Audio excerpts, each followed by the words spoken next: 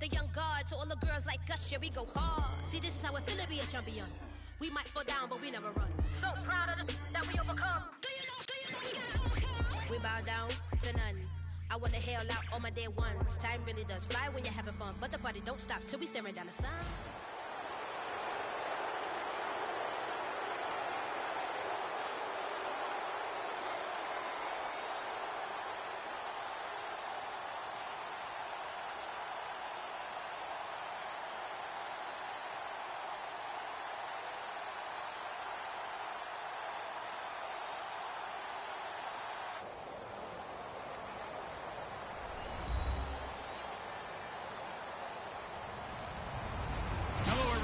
I'm Larry Ridley. You're tuned into the NFL on EA Sports. Tonight's matchup features two quarterbacks who will be trying to lead their team to victory. It's the Cowboys going up against the Cardinals. And with that, it's off to the Valley of the Sun, Phoenix, Arizona, where we'll hand it over to our broadcasting team of Brandon Godden and Charles Davis. We find ourselves at the home of the world's first retractable natural grass field as you get a look inside University of Phoenix Stadium in Glendale. Tonight we've got a good NFC matchup in store between the Dallas Cowboys and the Arizona Cardinals.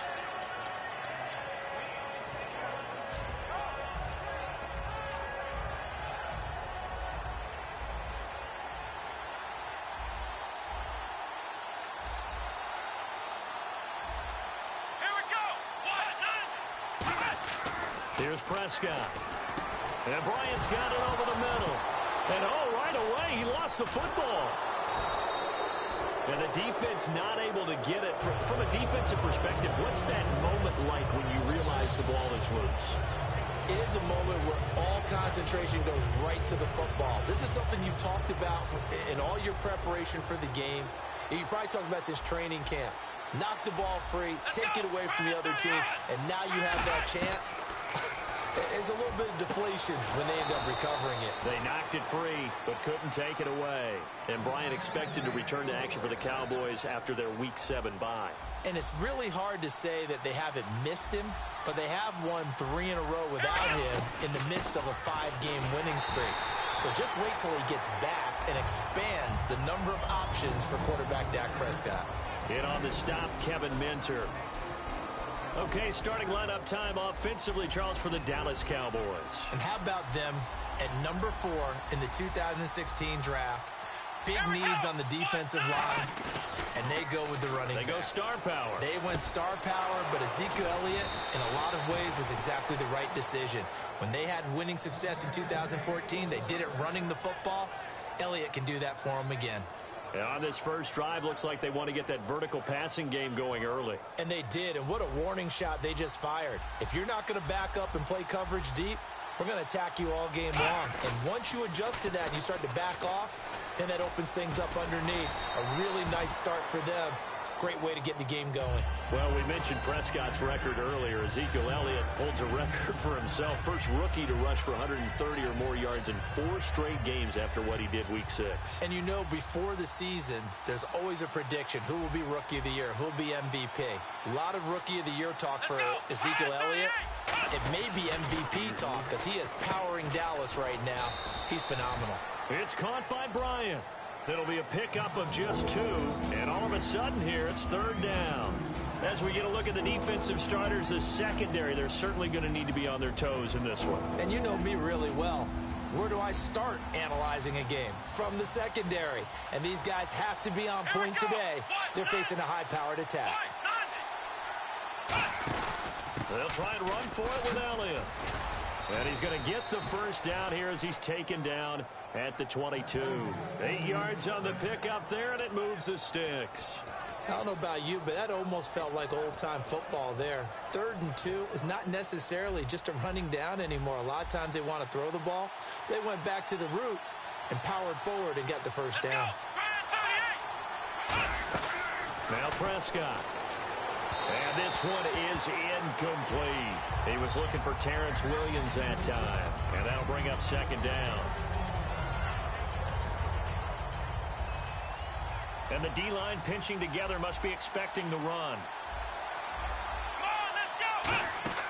And 2nd and 10, he'll look to throw again. And unsuccessful there, trying to dump it underneath. That'll bring up 3rd down. Well, he did almost everything right. Excellent coverage, breaks on the football, just unable to haul it in and take it the other way. So he dropped an interception. The key for him now, don't dwell on it. Just move on to the next play.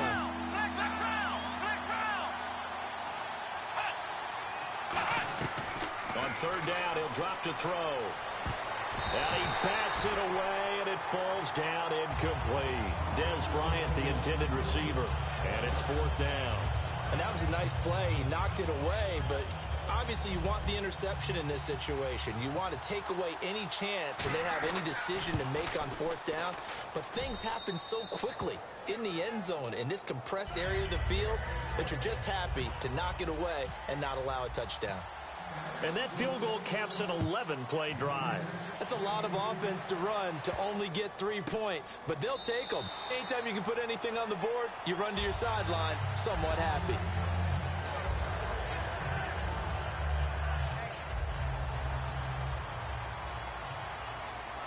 Regular. Get ready. Now Palmer on 1st down. And incomplete to open things up. Let's look at this offense now, and let's talk about John Brown. An exciting young talent from Pittsburgh State, home of the Gorillas. Hard to cover, great moves in short areas. 2nd and 10, it's Palmer again. Completes it over the middle to Floyd.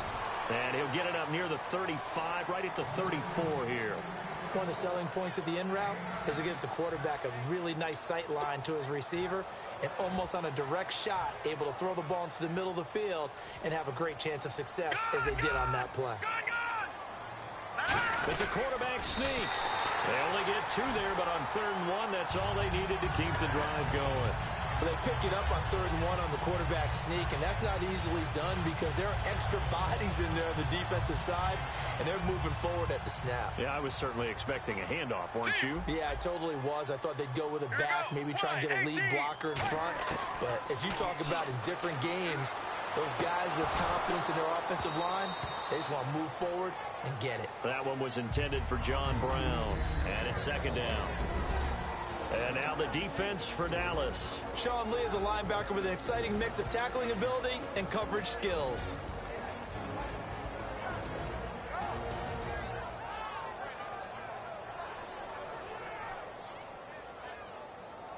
Offense looking to avoid a 3rd and long. It's 2nd and 10. Let's go. They'll run for the first time with Johnson. He can't bring him down. The weight room does work. And he's brought down. They give him 17 yards that time as that'll move the chains. How many times do we say in this game that speed kills, and it does it in so many different ways? In this case, you got a back who's quick and shifty, can make moves, make people miss, but also gets to and through a hole before it can close down. That's some of the benefits of that speed, not just outrunning people in the secondary. That led to a really nice game. And this one complete to Jermaine Gresham. Ready to go now in the 2nd quarter. Brandon Gaudin, Charles Davis. It's the Cardinals in possession of the football, and they're on the move here. They've got it 1st and 10.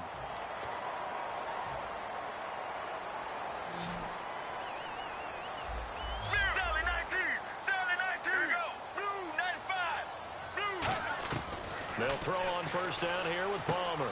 Fitzgerald bringing it in over the middle. And down inside the 15, shy of the 10. And now the passing game here in the 2nd quarter starting to heat up a little bit. Don't you feel the rhythm starting to happen, right? You see it now. The confidence is starting to rise. I think now as a play caller, because that has happened, you lean on it a little bit more. You don't go totally away from running the football, but you do say, guess what? We can throw it. We can throw it well with a whole lot of confidence.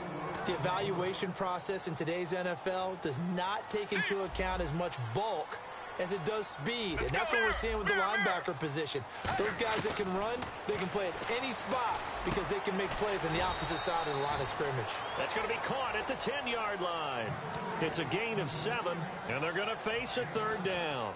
One of the feature points of the in route is being able to make a nice throw to the middle part of the field. And for a quarterback, that's one of the better throws and better looks that he'll get. But he has to be careful not to wait too long and let his receiver wander into some tough territory. If he's late with the ball, he can get his receiver hit and hit hard. Third down is the down. Both sides know they absolutely have to win. And the name of the game for the defense is pressure on the quarterback. But pressure on the quarterback with contact, that's how you end up winning it. So on fourth down, Palmer off, Catanzaro on for the field goal try. And Catanzaro's kick is right through, and that will tie us at 3-3. So no problems there with that one as they're able to put 3 up on the board. Yeah, it's pretty much a winless night. There's only a very light breeze, so it's a perfect night for kickers. And like you say, no problems with that one. So a tie ball game here as the kick's away. This is fielded at the goal line. And a good return as he'll be stopped just shy of the 30-yard line. And now Dallas gets set to take the field. And after the field goal last time, we'll see what they can get here. At least they got points out of the last drive, Charles. I never met an offensive coach that didn't want to drive to end with a kick. Most of them wanted to end with a PAT, right? In this case, a field goal, they'll take it. Way better than the alternative, which is a punt. Yeah, but you met fan bases that wanted that weren't happy with that field goal. I haven't met a fan base yet that wants to drive to end with a kick other than the extra point. That's it. Give them 12 yards on that one. It earns them a fresh set of downs. They ran that one well, and not only did they pick up a nice chunk of yardage on the screen, they sent a message to the defense. Rush the passer all you want, but you better be careful. We can hit you going back the other direction. Let's go! Here's Prescott. It's caught on the right side. Williams. It's a loss of 5 there, bringing up second. Now that was well defended, and as a cornerback, what you're taught when you see a wide receiver screen, either you get underneath the play before the blocking forms, or you're going to have to fight your way through it by getting through some blocking. That was a really nice play there.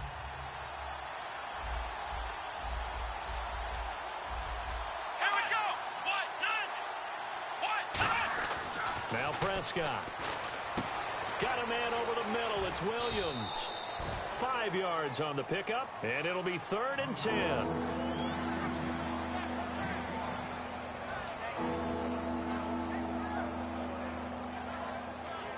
So still a full 10 yards to go here for the offense on 3rd down. They'll come out in the pistol. Here we go! On 3rd down, he'll drop to throw. Looking for his tight end, Witten, and it's intercepted. Picked off by Dayon Buchanan.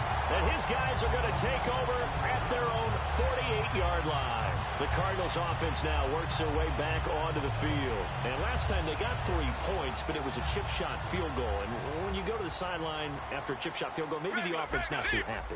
It's a balancing act, isn't it? Because you're exactly right. They're none too pleased that they didn't punch it in for 6 points. But we also have to remember they did put points on the board. 3 points is 3 points. And in this league, you take points when you can get them. Not easily done. A 1-yard gain could look like a disaster, but it all depends on how the game is going. Is it a series of 1-yard gains running the ball? If that's the case, you might have to start thinking about throwing it a little bit more. But if it's just the occasional 1-yard run, hey, congratulations to the defense. They won that one. Come back and get them the next time.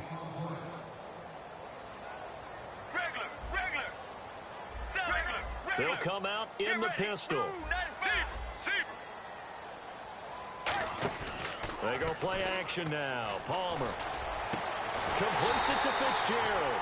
And he's brought down after a good game. He got 29 yards that time. And when an offense is doing a nice job selling the play-action pass, a lot of responsibility shifts to the linebackers. They're the ones that have to determine run or pass and get to the proper places on the field. Again, we'll see the pistol here. And Palmer gives to Johnson. And able to fight forward inside the 15 to the 13. A good run there on 1st down, and it'll leave them with a 2nd and 2. So this brings up a 2nd and 2. And once again, leverage wins. The offensive line, lower than the defensive front. They moved them and found some good space for the guy carrying the ball. Out of the pistol, here's Johnson. He got maybe a half yard at most, but officially they'll be left with a 3rd and 2. Kind of running there at your own risk against that 4-3 and that big line, aren't you? Yeah, and I don't really run it against a good 4-3 team that well because I've got to get those guys on the move a little bit. If you're a static running team, meaning you just want to run it in the middle, you may have some trouble against good defensive tackles. That's what we just saw. Blitz coming, and down he goes. Sean Lee coming in to drop him for a loss of 8, and it'll be 4th down. And for the second time this half, on comes the field goal unit here. He hit his first, this one from 38. And Catanzaro's kick is right through, and they will take the lead here in this battle of field goals. It's 6-3. So we're trading field goals here in the opening half. No breakthrough yet on the touchdown front. We've got a 6-3 game. And really, I like what I've seen from both of these defenses thus far. Both have been a little more aggressive than I expected. And I think that's reflected in what we see on the scoreboard, which is no touchdowns to this point. And now Dallas gets set to take the field. And what do you think goes on here in this situation? If you got the football, you're trailing, you're back in your own territory with just a little time. Do you try something? You're thinking about jump-starting your team, right? You just mentioned it. They're down. They're trying to get back into the game. But you got to figure if something goes wrong, you may have put yourself in a spot where you may not be able to come back in the second half. Managing risk is a big decision here. I know the initial focus was on how far that pass was downfield, but how about the coverage on the play? Able to stay with him, get his hands where the receiver's hands were going to try and catch the ball, tips it up in the air, and knocks it away. One man in the backfield, Elliott. Now he'll look to throw here on 2nd and 10. He's going to go up top again. Into a double team, and it's intercepted. Picked off by Tony Jefferson. And his guys have got it back at the closing stages of the first half. Arizona getting ready to go as they take the field. And with time quickly fading here in the second quarter, not sure how aggressively, offensively they want to play this. I think we'll find out just how much they trust their guys in this situation if they decide to take a shot. So after the interception, here's Palmer. Palmer's hit, fumble. He loses the football. On plays like this, when the ball comes free, it's often unusual for the team that lost it to get it back. Because this is the quarterback. The ball gets away from him. Everyone else is trying to execute what they're supposed to do on offense. They're usually looking in the other direction, downfield, or have moved away from him. In this case, though, a teammate is able to come up with the ball. Let's go, let's go. Johnson found a little room there as he's up to about the 37. Now whistles come in. We're going to get a timeout here by the offense. So that means they're down to 1 remaining here as we head toward halftime. They'll run it with Johnson. So he got free of 1 tackle but couldn't do a whole lot else. That's it for the first half. 2 more quarters to go. We'll have plenty more to see after the break.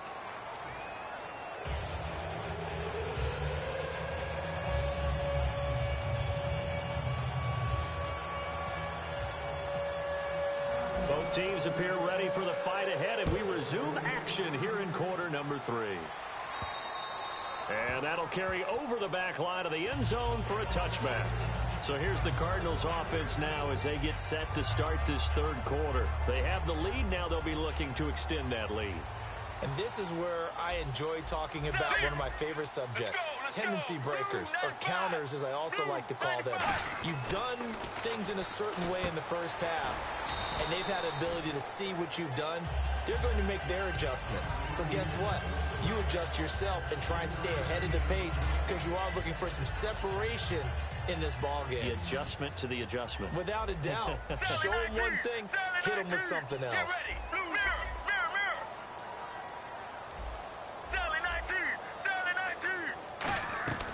On second down, Palmer. Caught, right side, Gresham. And now off to the races, down the right side. Touchdown, Cardinals. Jermaine Gresham, 71 yards. And the Cardinals will extend their lead. I know guys who design defenses, they try to prepare for everything. But you ignore the guy who plays tight end at your own peril. Yeah, and he's like having another wide receiver out there sometimes, right? Exactly right, because they're such a matchup nightmare, and they're hybrid guys. Are they receivers? Are they big guys that block? How about the one you just saw there? Catch it and go. Run after catch all the way into the end zone. Now Catanzaro after the touchdown to kick it away. This is fielded at the goal line. And his guys are going to start their drive right at the 20-yard line. A look at the offense now here, coming back out on the road for their first possession of the second half. They're down in this game. A chance for the offense, though, to put something on the board, get some momentum here in half two. Try and get things kick-started for them. And you know at the half, they discussed how they were going to get that done. This is where scripting comes into play a lot of the time. How many plays do you script coming out of the second half? Most of the time in the first half, you're scripting 12 to 16. I think in the second half, you're really scripting more like 8 to 10. Kind of a starter or an opener, whatever terminology they use. Just something to get you off to a quick start. And partner, I know we've done some division talk, looked at different races, particularly the NFC East. What else besides NFC East is catching your eye now? I can't help it. It's the AFC South. I came into the year thinking this was a division with a lot of intriguing storylines, and they had a great offseason. I wanted to see how it would develop. Well, Houston beats Indianapolis last Sunday night, and if that game is reversed, if Indianapolis wins, then every team in that division has 3 losses. Amazing what's going on there. It will be tightly contested all the way through.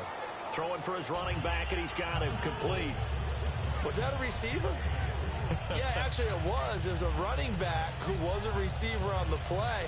Ike's been spending time in the receiver drills getting his feet down. Well, those guys out of the backfield, they got to be good, agile with their feet. He showed the agility there with a toe tap. No doubt about it. It's like he'd went to ballet school. Got the toes down and stayed in bounds. They're going to try and throw.